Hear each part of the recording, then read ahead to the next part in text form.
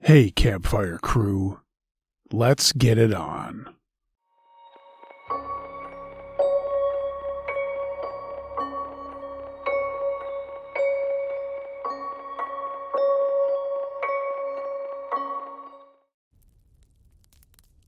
Election time. Back in 2012, there was a lot of buzz surrounding the U.S. presidential election. And as a senior in high school, I didn't have a whole lot going on in life. So I decided to join our local campaign office to help gather voter information and inform our city about our candidates.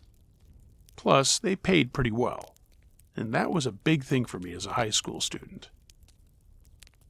While a large part of the job was phone banking and event staffing, the brunt of the work was canvassing on foot door to door throughout the neighborhoods. Anyway, on one of these days nearing Election Day, we had to kick it into gear and knock on as many doors as possible as quickly as possible. The most populated areas of town were usually hit first, so near the end we were only left with the outskirts and the sketchy parts of town, such as the trailer parks. This all happened to occur in one of the trailer park neighborhoods, a little past 9 p.m. It was pretty dark out, and although we were supposed to head back to the office, and we weren't supposed to ring any more doorbells after 9, I only had a handful of names left on my canvassing sheet, so I decided to hit them up on my way back to my car. We were encouraged to make round trips, starting and ending where we had parked. It was pretty dark out, and I was painfully tired after trotting through the cold early November air for the last 5 hours. I stopped at one of the trailers, and these things aren't what you'd expect when you think of a trailer. They're actually fairly large and pretty decent, about the size and quality of a small 2-bedroom house. I stopped and knocked. The first thing I noticed was the smell of this specific place. It was a stomach-churning reek of sewage and roadkill. And I knocked, trying to collect myself and get over the smell before they came to the door. And as I waited, I casually glanced in the window. That may sound like a creeper thing to do, but literally every canvas we worked with admitted to doing it. It was somewhat a curiosity thing, and it was neat trying to guess what someone's personality was like based on their furniture and whatnot.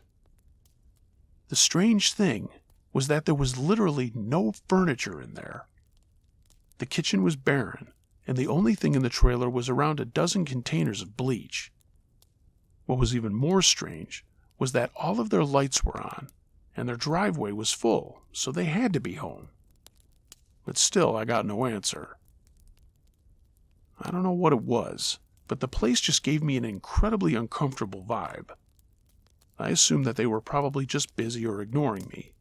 So after about a minute of waiting, I listed them as unavailable and started moving to the next trailer. As I was walking away, I heard the sound of the door open, so I halted and turned back towards it. A chubby man with a wife-beater and jeans opened the door. And the first thing that I noticed about him was that he looked absolutely filthy, like he hadn't showered in weeks. His little hairy head was crusted with grease, and his face was blackened with grime.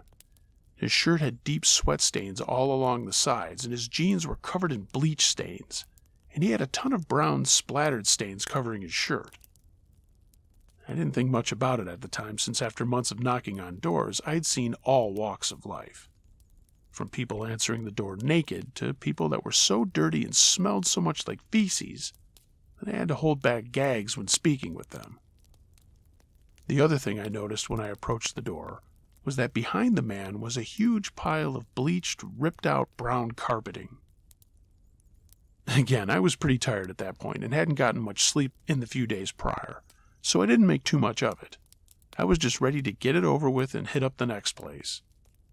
The first thing the guy said was, "Just who the hell are you?" Judging from his voice and the way he was standing, it was very obvious that he had been drinking quite a bit.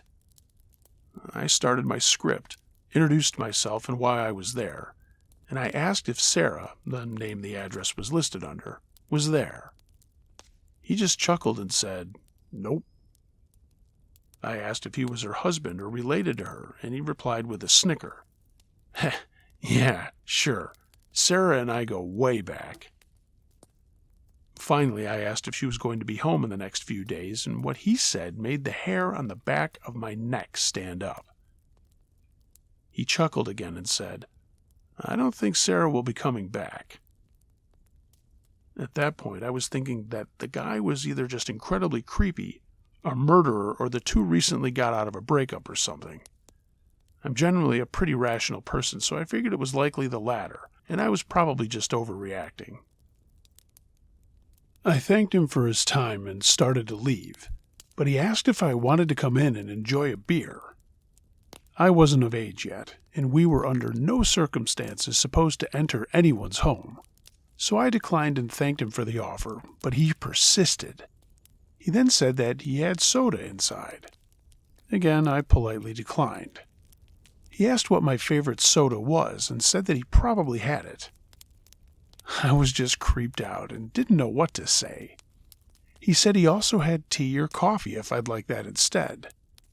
And then I remembered I saw his kitchen. It was completely barren aside from the bleach bottles, so there wasn't a coffee machine or soda or anything like that to be found. Again, I said nothing and just stood there uncomfortably.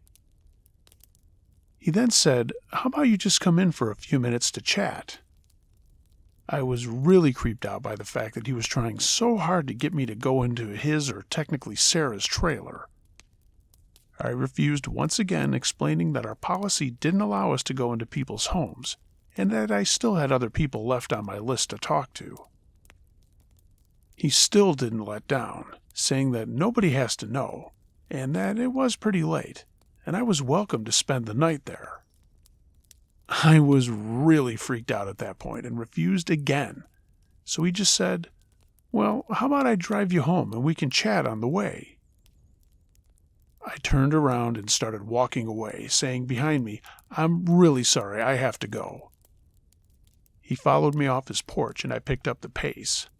He got in his truck and drove down the dirt road right next to me, even though I was almost running at that point. He rolled down the window and started yelling that he just wanted to talk and was asking me to get in and to let him drive me home. I immediately turned around and sprinted in the other direction toward my car. I got in and saw his headlights drive past me, likely still looking to see where I went.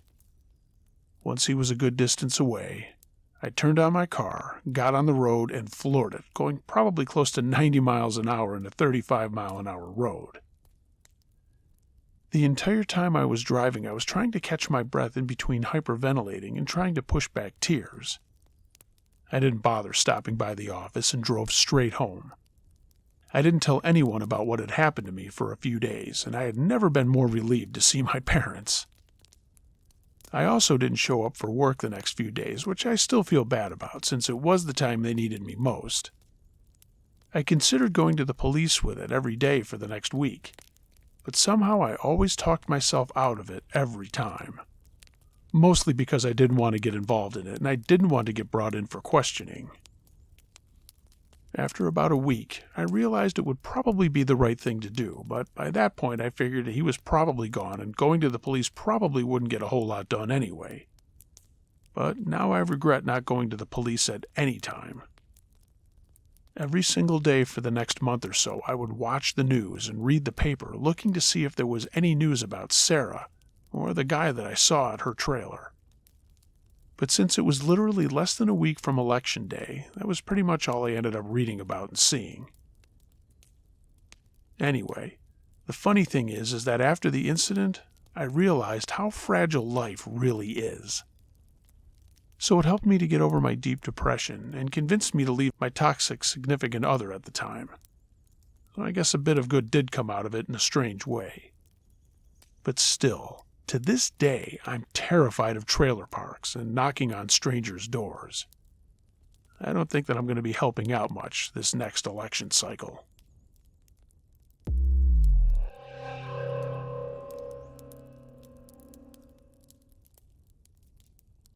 The kid came back. It was a Friday morning. The day before, school had ended for me, and I decided that just for the hell of it, I would stay up until 3 o'clock on Reddit. I woke up feeling strange about 5 minutes before it happened. My 8-year-old sister was asleep, and both my parents were running errands. I got out of bed and brushed my teeth, and right as I finished, the doorbell rang. I went downstairs and opened the door, only to find a small Indian kid, older than 6 years old, with a demented look on his face. He had 2 little toys, one in each hand. I asked him what was wrong, but instead of answering, he just tried to push his way past me into the house. I gently nudged him back outside, but he kept trying to come in. So, not knowing what to do, I just closed the door on him. And then the doorbell started ringing again. I ignored it for about 3 minutes, but it kept ringing, so I opened the door again. The second the door opened, the kid sprinted into the house past me. He sat himself down in the kitchen and started playing with the 2 toys he had brought. I had no idea what the fuck I was supposed to do in that situation, so I just called the police.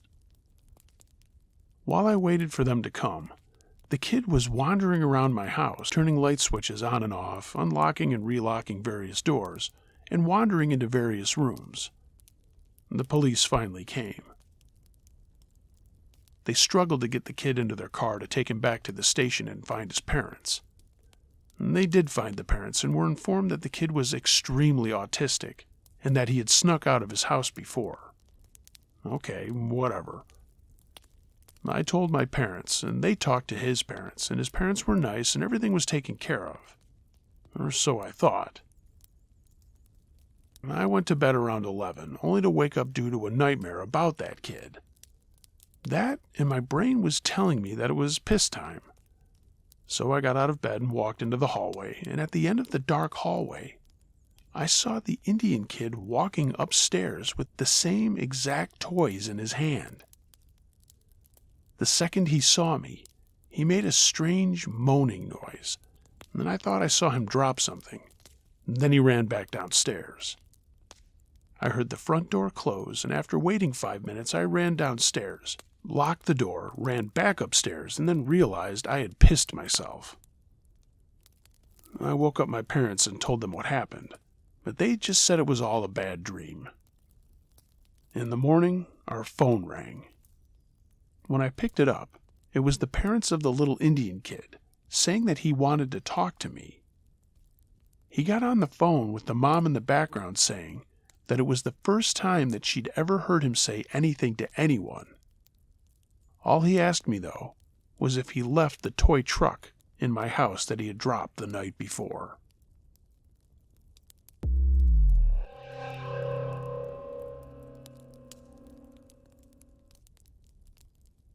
Dodged a bullet. This happened to my mom in the early 80s. My mom grew up in a small town close to the British Columbia-Alberta border, called Golden. When she was about 10, my great-auntie used to take my mom to have a pop once a week or a month. Anyway, my auntie had got my mom this day, and they were walking to get a pop, and a man named John Dixon pulled up in his truck and started talking to my aunt. My aunt knew him, which isn't surprising. Golden is a really small town. So my aunt opened the door and sat in the truck and talked with him. After a few minutes, she said she had to go because she had promised to take my mom to go get her pop, and John insisted that he give them a ride. My aunt also insisted that they didn't need one. John then asked in what my mom says was the creepiest tone ever, "Are you sure? I'll give you the ride of your life." And my aunt still insisted no. So they said goodbye and went their separate ways. John then drove out to another side of town, forced a young woman whose car had broken down on the side of the road into his truck. Then he drove back through town, out to the other side, and took the woman up into the mountains and shot her. My brother's dad and grandpa found her body. Nothing may have happened to my mom or aunt, but it still scared my mom that they were talking to him that day, and he could have easily pulled my aunt into his truck, closed the door, and sped off.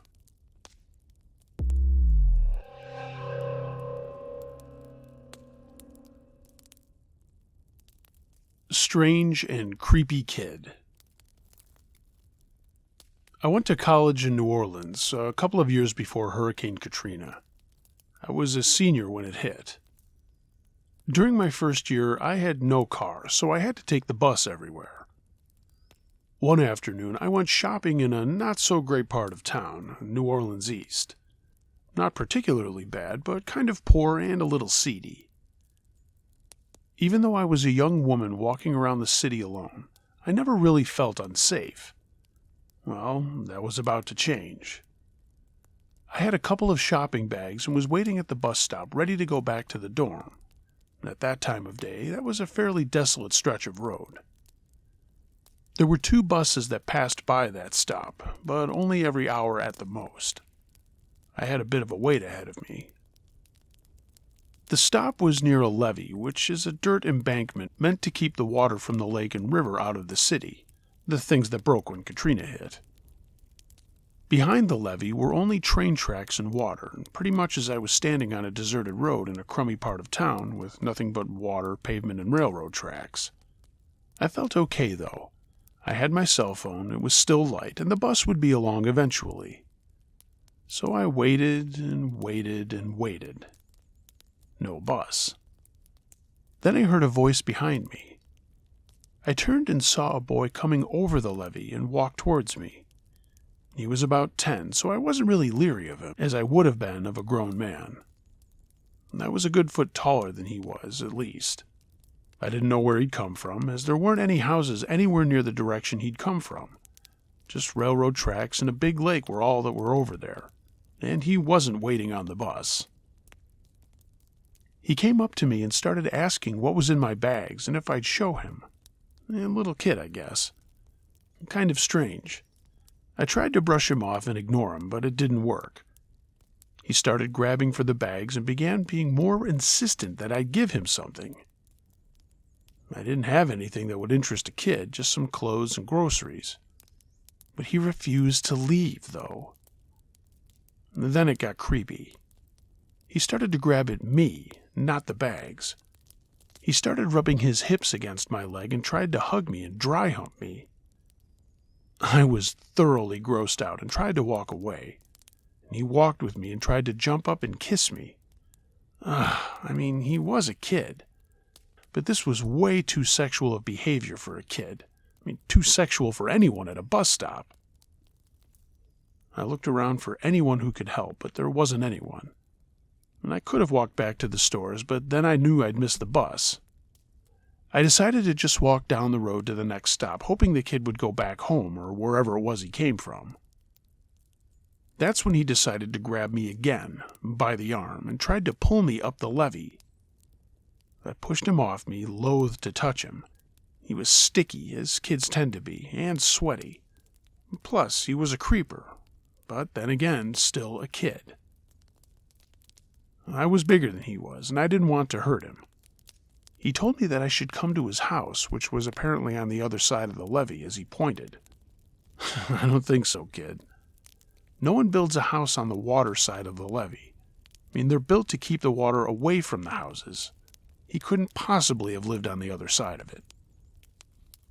I wasn't going anywhere with this kid, so I just kept walking. He followed me, still insisting that I come to his house. He said that no one was home and there was a bed and we could have sex. What? I was 19 at the time, and he looked to be about 10. Luckily, my boyfriend called my cell phone, and the kid seemed to take that a little more seriously than my method of shoving and yelling at him. Good. I was just about ready to hurt him just to get away. I stayed on the phone with my boyfriend and told him what the kid was doing. And I don't know why it never occurred to me to call the cops. I guess because it was New Orleans, and cops usually don't show up too quickly unless it's the quarter. The kid ran back up on the levee, back where he'd come from, and disappeared. I walked down to the next bus stop, maybe about a quarter of a mile from the original stop, and as I waited, praying a bus would come soon, I heard rocks hitting the pavement. I turned and saw the kid crouching on top of the levee, throwing rocks at me. I'd been annoyed and creeped out before, but this was starting to actually get dangerous. I mean, they were good-sized rocks, and they were sharp. A few minutes later, the bus came and I got on. It wasn't the right one, but I didn't care at that point. I took a ride to the casino about a mile or two down the road where the driver let me get a transfer to the right bus. I made it back to my dorm room and never went back to that part of town alone again. I kind of wonder what the deal was, though. I don't know if the kid had issues or what would have happened had I gone with him to this house on the other side of the levee. For all I know, there could have been a group of guys back there using this kid to lure me out of sight so that they could do God knows what to me.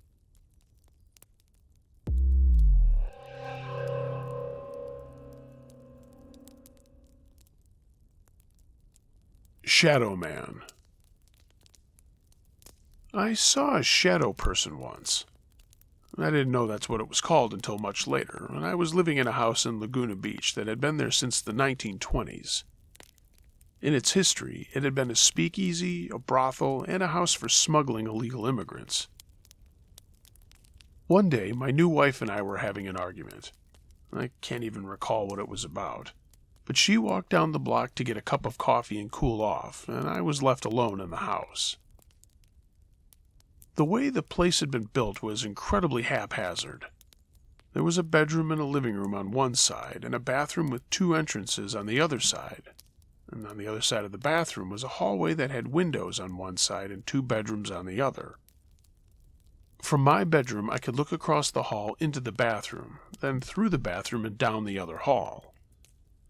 I was standing at my dresser, and I noticed movement out of the corner of my eye and looked over there. There was, and honest to God, it gives me goosebumps just saying this 17 years later, a black figure. It was maybe 3 feet tall, and it was only vaguely humanoid.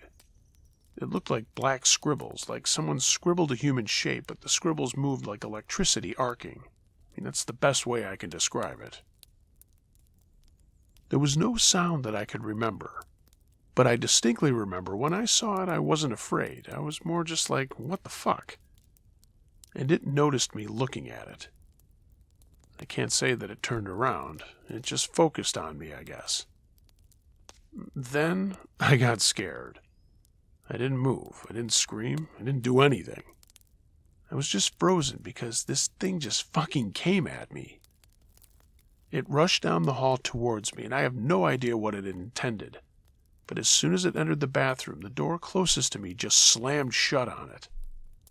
Then I screamed. I yelled for my wife, but remembered she wasn't home. I went outside into the daylight and didn't go back in until she got home about 10 minutes later. I don't believe in ghosts. I don't believe I saw something supernatural. But I know I saw something, and I don't know what it was.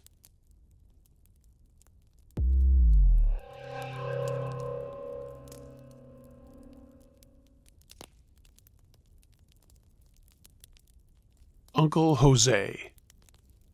This isn't my own personal story, but it's a story my mom told me once after we binged-watched Unsolved Mysteries together. I hadn't been born when this happened, and I was about 10 when she told me the story, and it still sticks with me. Way back in the 80s, my mom and her ex-husband met a guy at his salesperson job. He became pretty good friends with this guy. His name was Jose. They were friends for quite some time before this incident occurred. Jose had, by this time, become very close with the whole family, so naturally my older brothers knew him, and they were all comfortable being alone with him. He would go out with my mom and her husband on Fridays for pizza. He would tuck my brothers into bed with my mom, and just normal things your dad's friends would do as an uncle-type figure. My mom said he was always very respectful and caring. He was a gentlemanly type of guy. She said that he seemed like he wouldn't ever hurt a fly. But, unfortunately, she was completely wrong. It turns out, Jose was an extremely jealous person and heavily addicted to cocaine.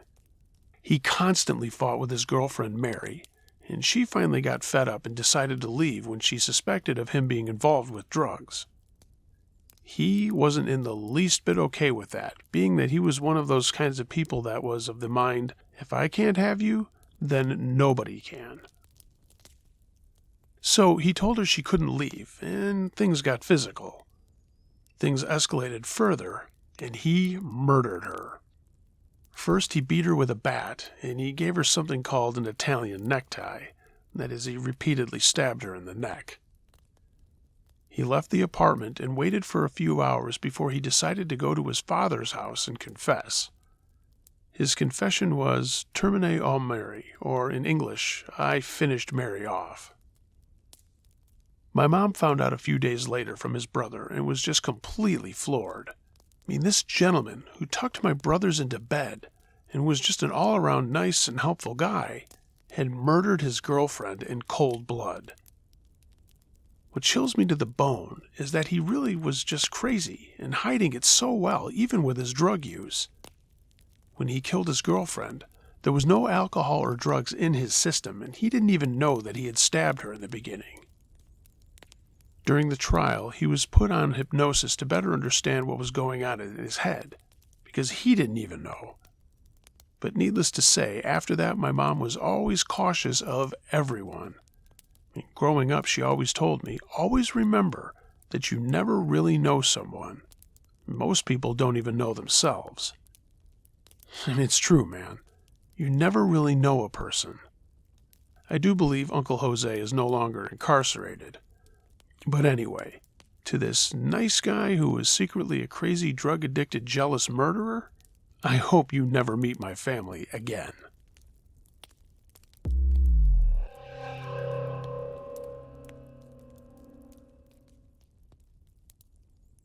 Something in the snow.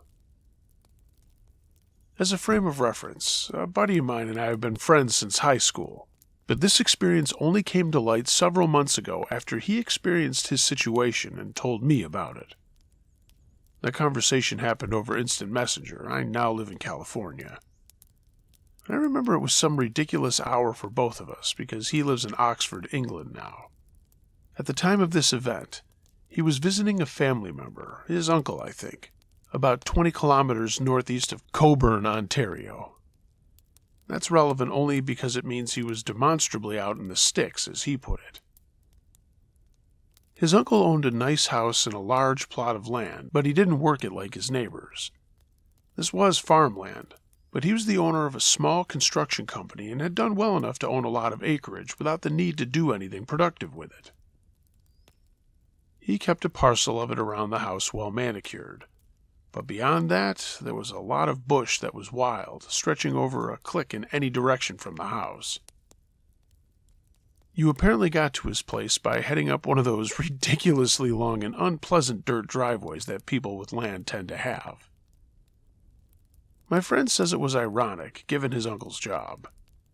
He focused mainly on infrastructure contracts, roads, bridges, and the like. And anyway, his uncle had some money in an area that didn't really have much.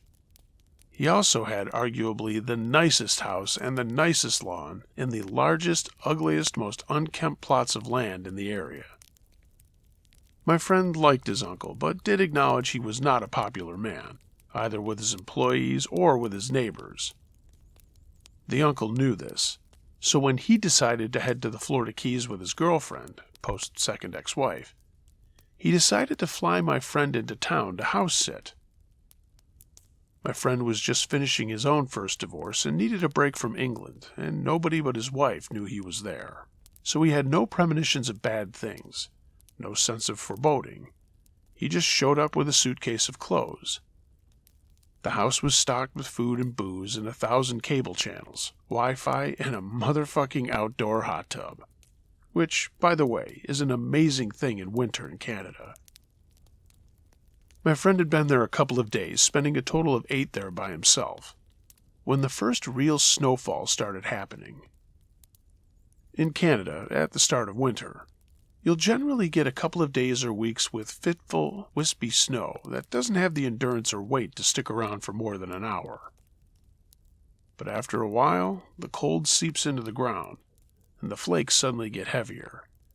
And one day, or in this case night, You're looking at a calm, heavy snowfall that you know will change the landscape in just a couple of hours. This was a night like that. My friend decided, since it wasn't abominably cold outside, and that he'd already had a couple of beers, that it would be a great idea to flip open the lid on the hot tub and soak while it snowed.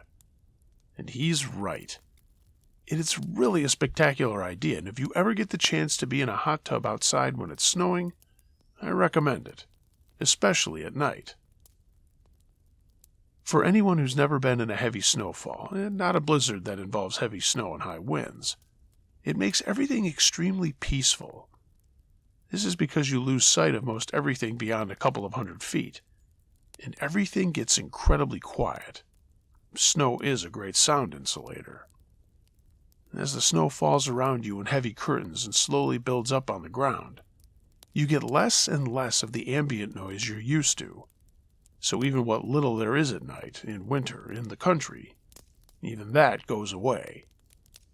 All my friend could hear was the compressor on the central heating unit and the bubbles in the hot tub. The water jets in that tub were timed to go off after 15 minutes. It had to be turned on by poking a button if you wanted more. So after 20 minutes, my buddy was sitting in silence. The only noises he heard were of the house settling in the cold under the weight of the new snow, and whatever sounds he made himself. The only lights he had were in the tub and coming from the sliding door that led to the kitchen, but he was facing away from the house, looking over the property in the rolling landscape that describes much of the farmland outside of Coburn. He was considering going inside for another drink, staring absent-mindedly down into the water of the pool, and zoning out on the refracted light from the bulb underneath. When he looked up, he saw a shape darker than everything around it, slowly moving across the yard about a quarter of the distance out from the edge of the woods and where he was. He didn't hear any snow-crunch footfalls or hear any twigs or branches snapping, but he assured me it had been quiet enough to hear a pin drop.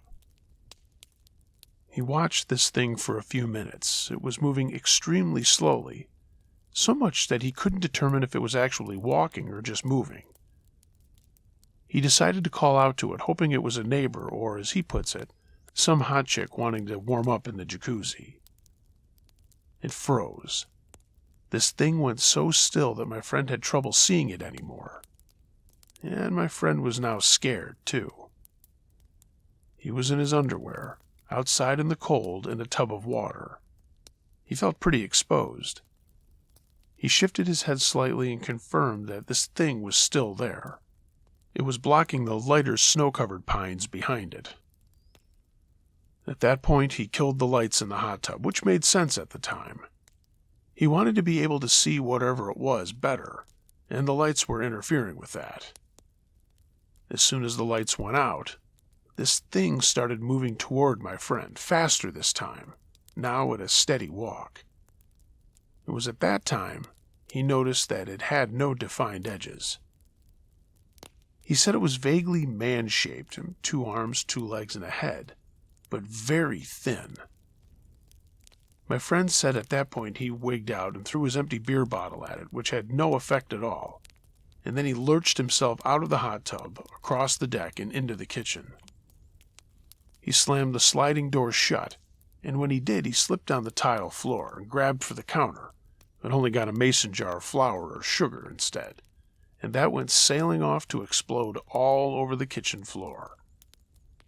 So there he was, sitting on the floor surrounded by broken glass and flour, with his back against the counter and the sliding door to his left. He pushed the rest of the door shut with his left foot and looked out. Standing just at the other side of the hot tub, this thing was looking up, directly at him.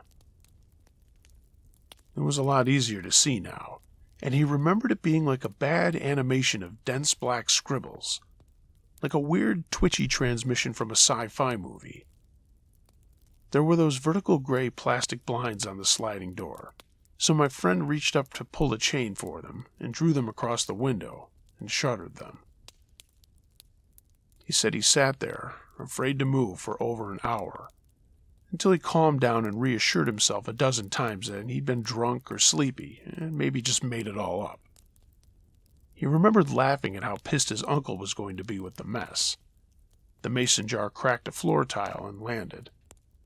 So he gingerly got up, noted a few bruises and a cut, and then spent about 20 minutes sweeping and wiping up the mess. By then, after another beer had calmed his nerves, he decided that being afraid of the dark was bullshit and wanted to go back outside to soak his bruises before bed. He remembered really having to work hard to open the blinds, and he compared it to the first time he jumped off a full-size diving board when he was just a kid. He stood up there for 15 minutes, screwing up the courage to make the jump. He said he felt exactly like that.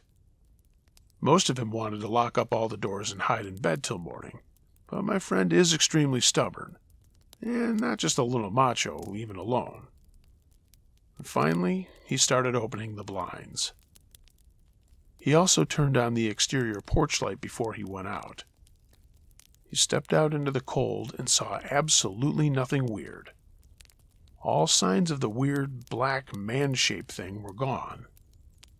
He stared into the woods all around the yard that he could see, and saw nothing at all.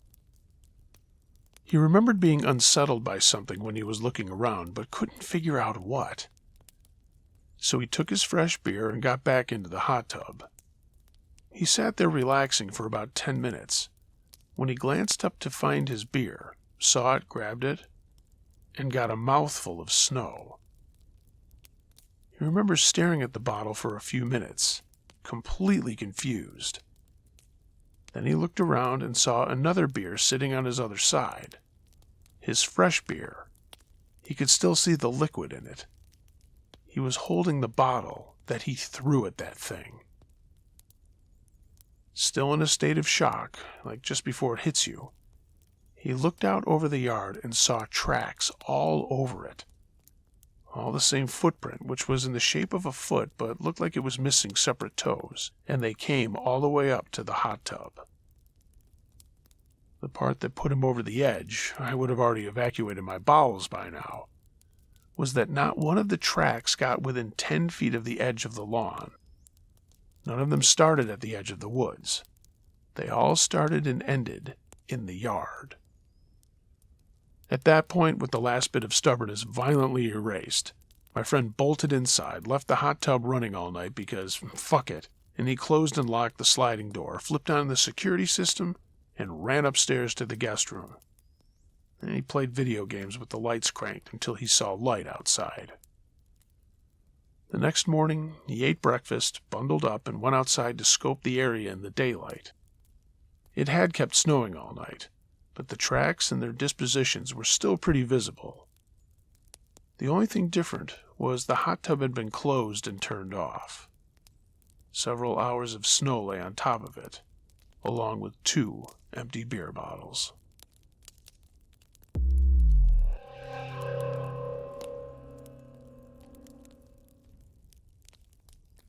The Watcher. I live on a huge piece of property in the mountains. The land is shared with my boyfriend's parents, and our house is toward the middle of the property. Theirs is in the front. Our house is a ranch style, and we have a shed outside our window only 5 feet away. To see inside the back window, you have to be right next to the house. We're the only people for about a mile, and for this reason I don't normally care too much about leaving windows open or curtains open, since the only people out here are his family, who never go behind our house anyway. We share the house with my boyfriend's brother and his girlfriend. One night last week we had the house to ourselves. His parents were asleep in their house, and our roommates went on a small getaway. Around 10 p.m., we got bored of the solitude and decided to go to Walmart. I went to take a shower and returned to our room alone while my boyfriend finished doing some dishes halfway across the house.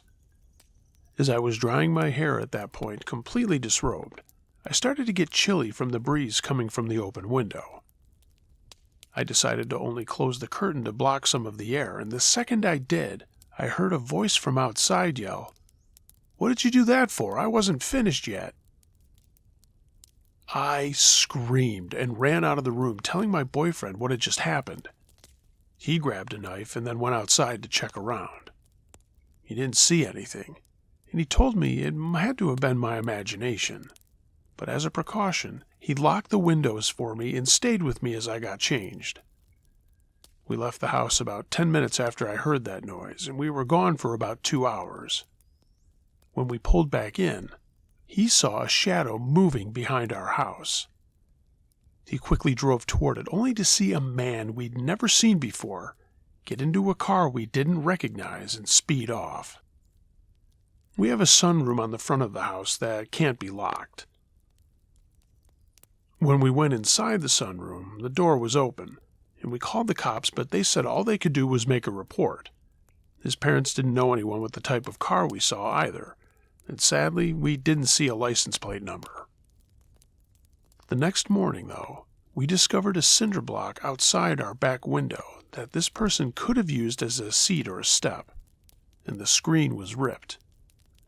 We haven't seen or heard from that person since, but we also don't know how long or how often he was standing outside, watching.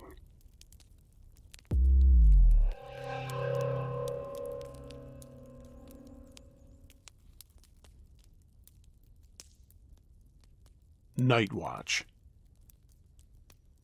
I'm 29 now, and this story happened 10 years ago. At the time, I'd been jobless and just managed to find a job as a security guard in an office building. The office building was in a forested area, away from any busy streets. It was quite secluded. The person who had had the job before me had a car accident and apparently was paralyzed from the waist down. No one was interested in the job since he worked during the night, and the office building was so big that it made the job boring as hell. But hey, a job was a job. Once I started, a supervisor worked with me for a week, showing me what to do. This was the first night working by myself. I got to work and took the shift over from my colleague at 9 p.m. He told me that there were still some people left in the building. And before I went up to the 15th floor where they were, I closed the main entrance in such a way that you could only exit. No outsiders could come in. After I did that, I went up to the 15th floor where these people were working to ask them if they needed to go anywhere else in the building. If not, I would make my rounds and close off all the other doors. They didn't, so I proceeded. I made my rounds and found nothing peculiar, so I went back to the front desk around 11:30 p.m. The last of the people who were working on the 15th floor were just leaving, and they told me they were the last ones to leave and wished me a good night. Once they left, I went up to the 15th floor, checked all the offices and locked it down. I went down to my front desk again, and since there were no people left, I put the alarms on for every floor except the ground floor where my desk was. The alarms in the building worked on motion detection, and also when you opened a fire exit. Within 5 minutes, the alarm went off on the 10th floor, and there was no one else in the building. Now, our rule was, if an alarm went off, you first had to call the security company before you took action. I called them and told them that I would investigate the alarm and I would call them back once I had checked it out.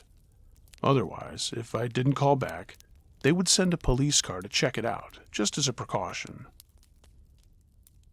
I checked out the whole 10th floor and I found nothing, so I went back to call the security company, telling them that it was a false alarm. And I kid you not, the alarm on the 10th floor went off like 7 times in an hour, and every time I checked the floor, I didn't find anything out of order or any evidence that someone was there. Since this was my first day working alone and the alarm went off so many times, the security company thought I was screwing things up and wanted to file a complaint with my boss, which meant I would probably lose my job after I had just had it for only a week. In retrospect, the following was the dumbest thing I could ever do. The alarm went off once again, and since I didn't want to call the security company again and cry wolf, I went up to the 10th floor without calling to inform them. The only thing I had on me was a mag light, since security guards in the Netherlands aren't allowed to carry guns. I went up to the 10th floor, checked around, and as before, found nothing. The only difference now was that I pretended to leave. I turned off the lights and stayed on the 10th floor, listening for signs that someone was there. After about 5 minutes, I heard someone or something moving. I was relieved and anxious at the same time. Relieved I wasn't wrong and that there was something on the floor, but anxious because of what it might be. I turned on the lights and tried to sound as manly as possible, saying something along the lines of, "I know there's someone here, show yourself." As you can imagine, I got no response. It was incredibly stupid that I didn't go down to call for help, but stupid me went looking for whatever it was that I had heard. I walked to the office that the sound seemed to be coming from, turned the lights on, and found a little girl who couldn't have been older than 13, with long brown hair, wearing white pajamas, and just squatting and rocking back and forth on a desk, looking straight at me. The scary thing was there was no emotion on her face or in her eyes. After almost shitting myself, I collected my nerves and took the girl by the hand, thinking, what can a small girl possibly do to a guy who's 6'8"? I took her down to the front desk, offered her a Coke, but she didn't respond to anything I said. The only thing I could do was call my supervisor, and I told him what I had encountered. My supervisor's response was to stay there, and he would be right over. From the time I hung up the phone until my supervisor came, I just had this gut feeling that there was something really wrong with this girl. Before my supervisor turned up, he called me back and told me to call an asylum, which was pretty close to the office building that I worked at, just to check if someone was missing. Why would there be a 13-year-old girl in an office building with no houses nearby whatsoever? I called the asylum, asking them if they had anyone missing, and I got the scariest response I could get. They told me that yes, as a matter of fact, someone was missing. I gave them a description of the girl sitting next to me, and it was in fact the girl who was missing from the asylum. They told me that she was extremely dangerous, and that I should watch my back at all cost. They immediately sent people over to take the little girl with them. A week later, my supervisor told me what he had learned after he talked with the people from the asylum. It turns out, that little girl had killed her mom and dad and little brother while they were asleep when she was 11. Even in the asylum, she wounded staff members either by stabbing them with a pencil or, in another case, biting a piece off of someone's ear. To this day, we still have no clue how she got into the building. We checked all the camera feeds and found there was no footage of her ever entering the building.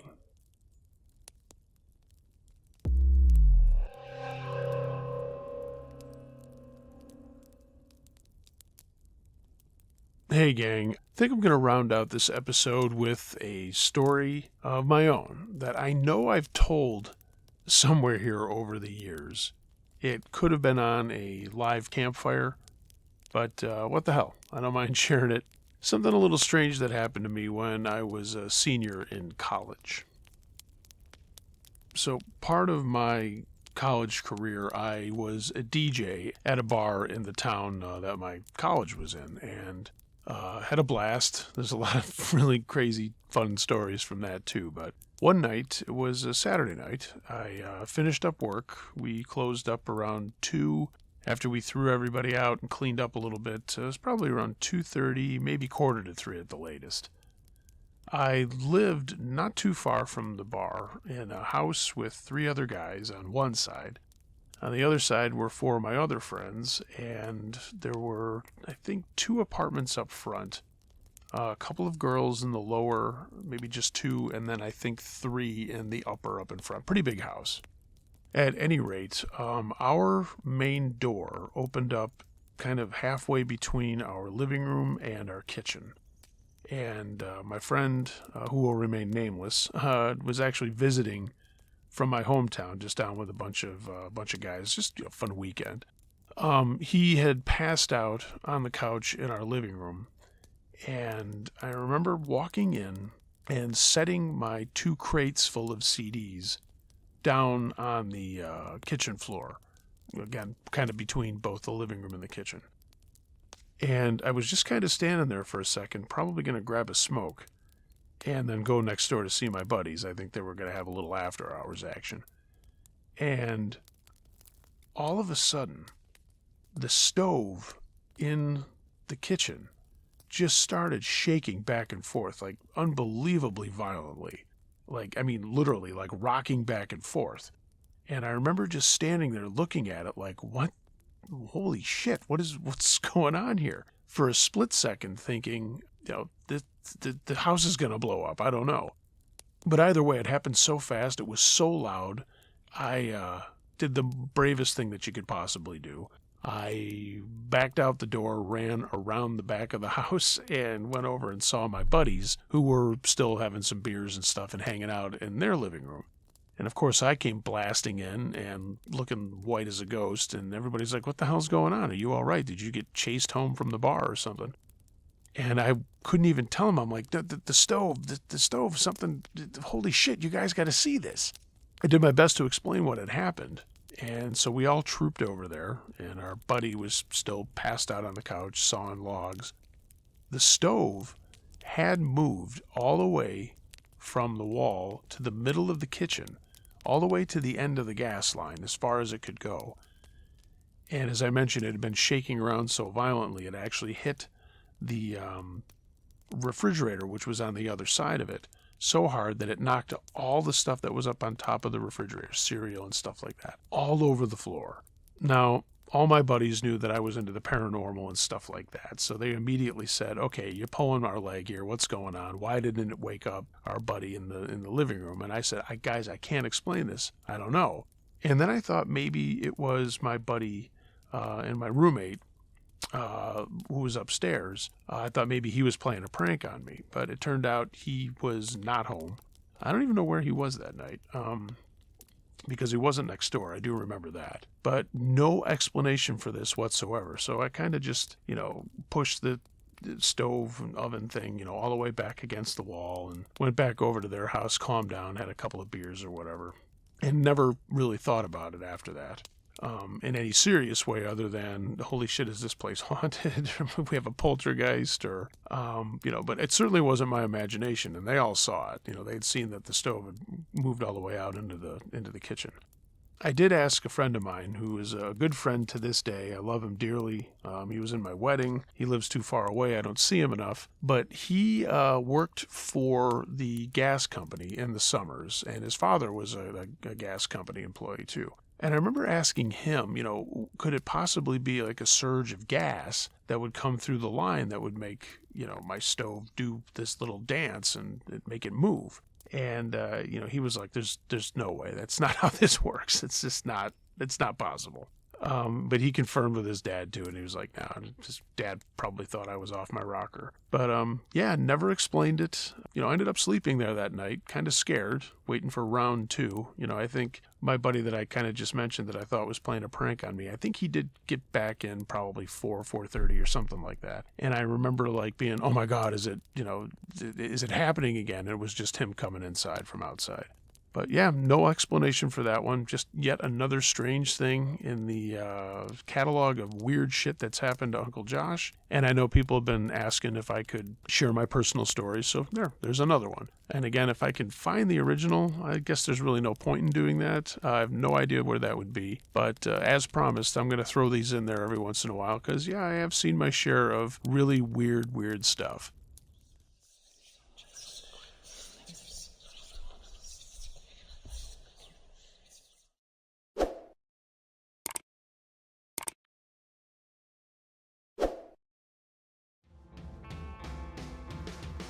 Hey gang, thanks for listening to this episode. If you have a true scary story of any nature you'd like me to narrate, email it to Uncle Josh, truescarystories@gmail.com.